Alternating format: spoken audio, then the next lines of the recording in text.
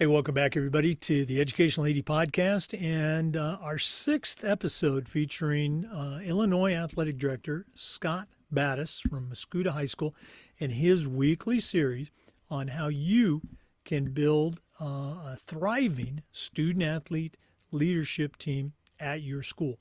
Before we jump in, as always, we want to give a shout out to our sponsors. Now, remember, these are all companies I used as an AD. There's companies you should be using too. It's only going to take a couple minutes, so please stay with us. You're going to be very glad you did. Here we go. Hey, we want to say thanks to our friends at Gipper for their support of the podcast. Gipper is the modern marketing platform that makes it easy for you to look your best without spending extra time or adding additional staff. Gipper is used and trusted by over 20,000 high school and college programs.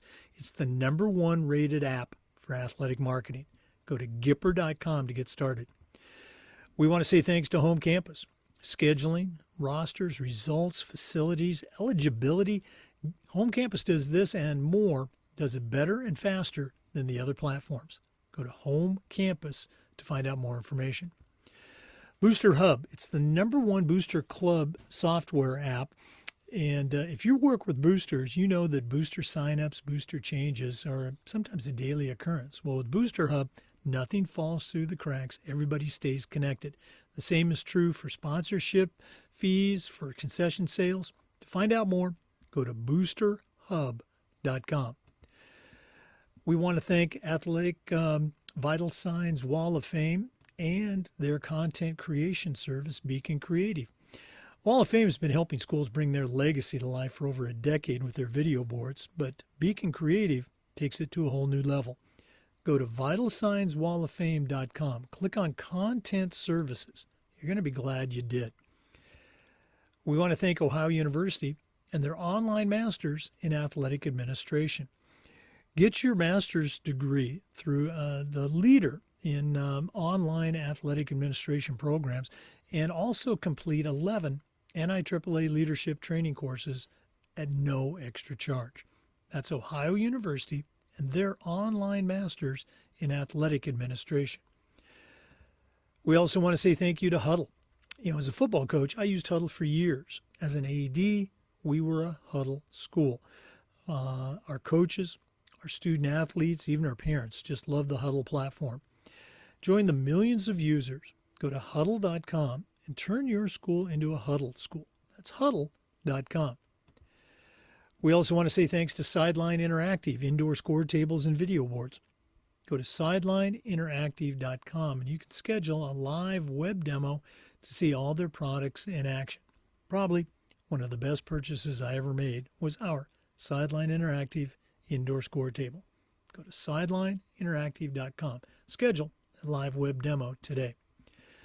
Let's also say thank you to Athletic Surveys by LifeTrack. If you're not using a survey to take the pulse of your student athletes, your coaches, how about your parents? You're missing out on a great opportunity.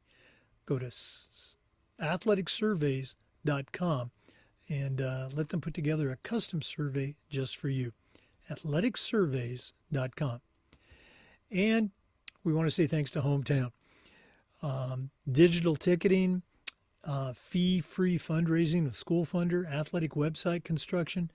Hometown's list of services goes on and on.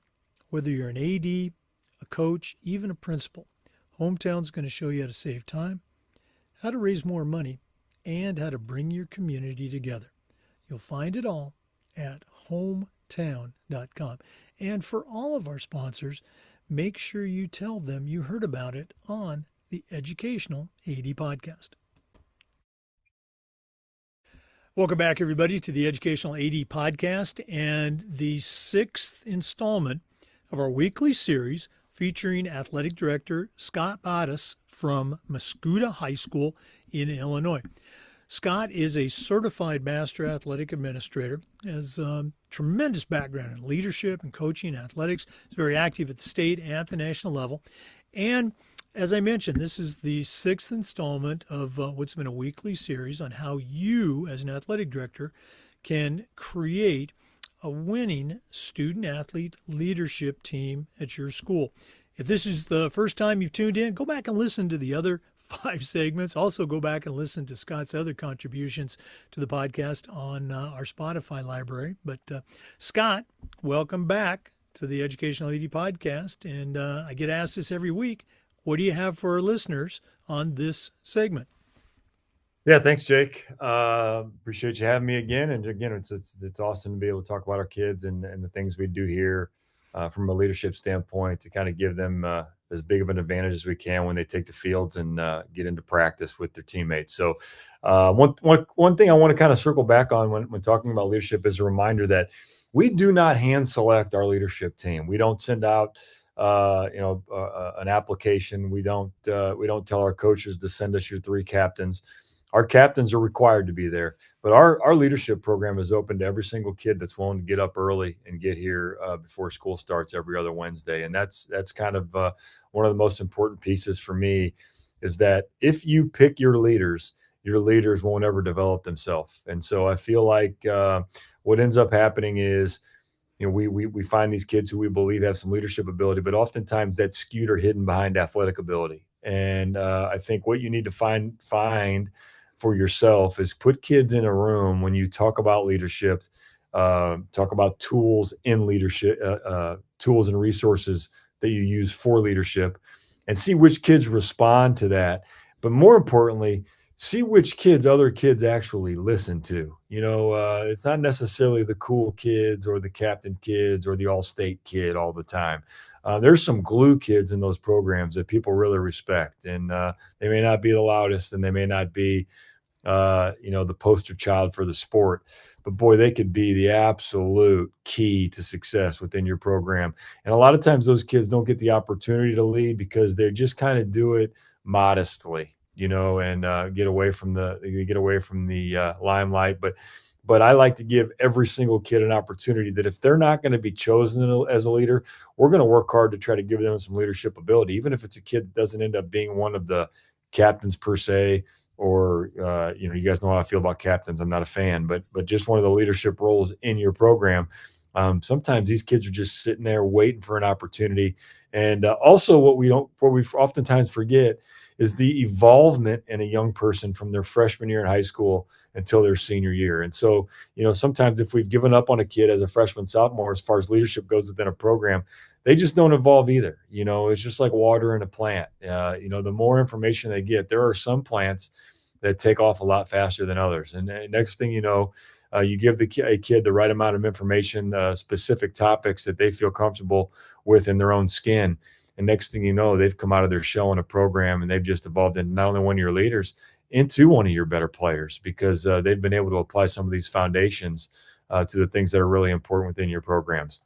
And so the last thing I want to talk about as far as the structure of our program is something that we do either at the end of each one of our sessions, or like I've said before, we spend a great deal amount of time on, depending on what this is. But what I'm getting at is our leadership challenges. And what we often do is try to find something that puts our student athletes in a situation to where they really need to critically think about something that we're asking them to do. And one of the great ways to do this is to do a book study with your leadership group. I've got some book suggestions, but short readers that have short chapters that you can get through, expect them to read on their own, and come back and really challenge them with some of the questions. So you can do it that way, simple with a book study. At the end of a chapter, you offer 3 or 4 questions,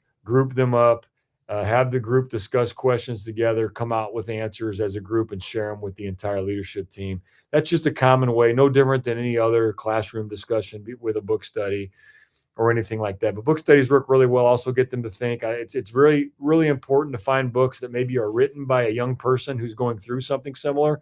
We don't need to take necessarily leadership lessons from Super Bowl teams. It's a little bit different. You know what I mean? You want to find some relatable topics. I'm not saying that there's no great athletes that can't bring things to the table for high school athletes, but oftentimes what gets lost in all that is the maturity level that it takes to be a leader. And if the person that's giving the information isn't meeting a kid at that level, you could struggle really. We can't expect our kids to be Kobe Bryant. Kobe Bryant's one of the greatest competitors of all time. Michael Jordan, greatest competitor. Tom Brady. All these guys, their mindsets are different, but they develop that over time. And just to say you want to be like one of those people is a real challenge. I think meeting kids at a relatable point in their life with a relatable topic from a relatable source can allow more buy-in. And so we read a book called Mental Toughness for Young Athletes, written by a young kid with the last name Horn.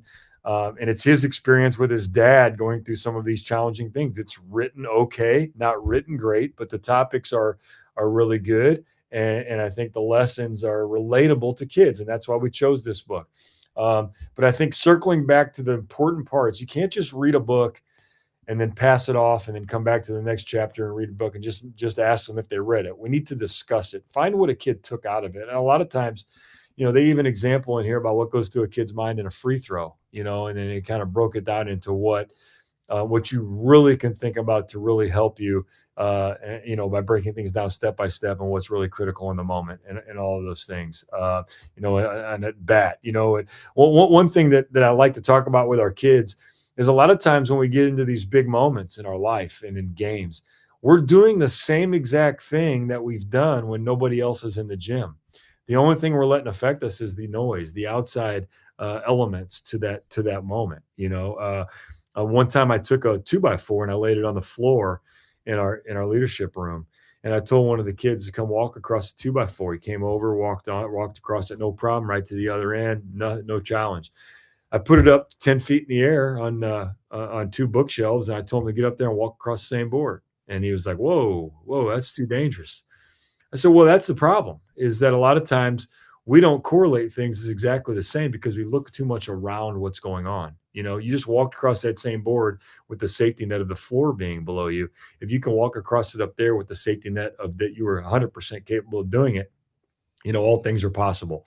And those are the things in the leadership challenge portion that we try to get our kids and do. And there's tons of leadership things you can find with cups and string and balls and things that you can bring into that room. And you can do a simple Google search of team building activities, and those are part of our leadership challenge. We may just spend an entire session doing something that's collective leadership within the group, and just have them do it, have a little fun with it, a little laugh. People are going to fail when you do some of these things, and make it a competition, and offer prizes. It could be something simple, as candy or suckers or something, but, offer prizes to the winners. I always do believe in, and it sounds barbaric, but, celebrating the winners and punishing the losers will leave a little bit of a reminder in there for them that they don't want to be on that losing end, and it just creates a little bit more competitive. And I mean that all in fun, but you see what I'm saying.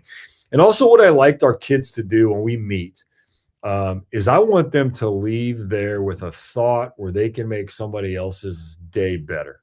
For example, I'll put up on the board, I've got one right here. It simply says, send a text to someone today that needs to hear that you appreciate or love them. And I'll have them get their phone out right before they leave and send that before they leave. And I'm thinking, well, 110 people just got a message that made their day better. And if we can do things like that on a regular basis, we can really affect a lot of people in a short amount of time. So I do think those things are important. Small challenges, a little bit of effort.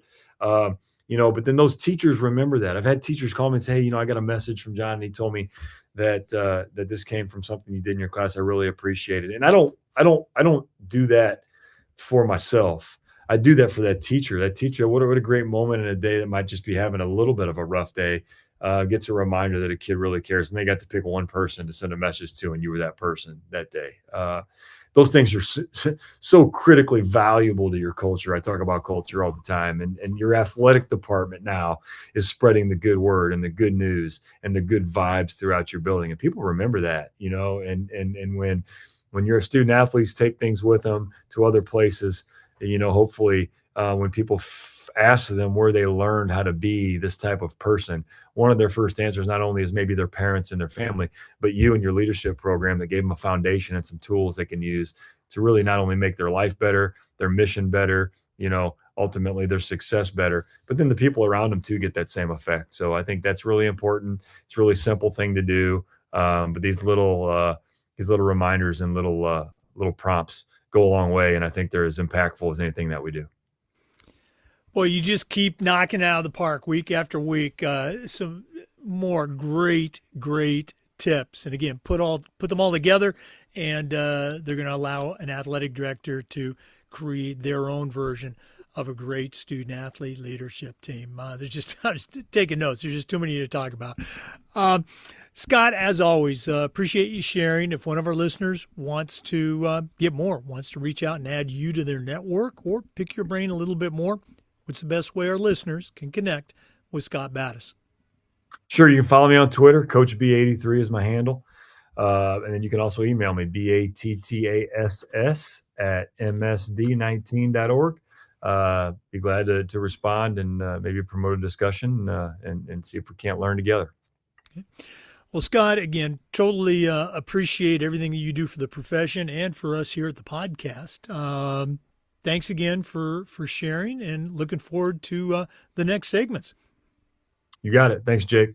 For our listeners, we want to say thanks to you. And just a reminder, I know we do this every week, but we upload the Zoom recordings of every single episode to the Educational AD Podcast YouTube channel. Thanks again for listening. Come back and join us again for another episode from Scott Battas, and just about every day on the Educational AD Podcast. We'll see you next time. And as always, before we go, let's give another shout out to our great sponsors. Now, remember, these are companies that I used as a coach. I used them as an AD. You should be using them too. So, big thank you to Booster Hub, Home Campus, Athletic Surveys, Hometown. Let's say thanks to Sideline Interactive, indoor score tables and video boards. I want to thank Huddle, Gipper, Ohio University and their online masters, and Beacon Creative and Vital Signs Wall of Fame. Please go and visit these sponsors and tell them you heard about it on the podcast. They'll give you a nice discount. Thanks again for listening. We'll see you next time on the Educational AD Podcast.